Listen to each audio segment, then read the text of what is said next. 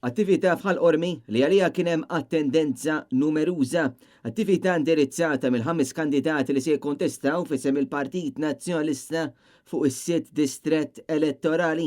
Fid-diskors li għamel taħt it-tindal, kandidat Fredrika Kulina spjega li f'9 snin taħt Gvern Laburista smajna ħafna bil-korruzzjoni kif ukoll spiċċat inqatlet ġurnalista.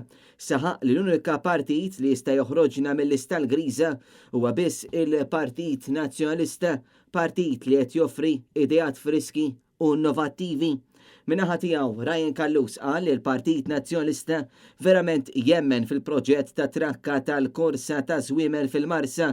Gvern Nazzjonalista jinvesti bis-serjetà fid-distribuzzjoni tal-enerġija kif ukoll se jnaqqas bin-nofs il-kirja tal-arloġġi tal-miter tad-dawl u għalhekk jorħsu l-kontijiet tad-dawl u l-ilma.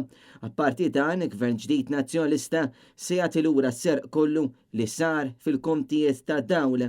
Il-kandidat Jerome Caruana Cilja qal li l-Partit Nazzjonalista se jsaħħaħ il-festi li huma ferm importanti għall-kultura ta' pajjiżna.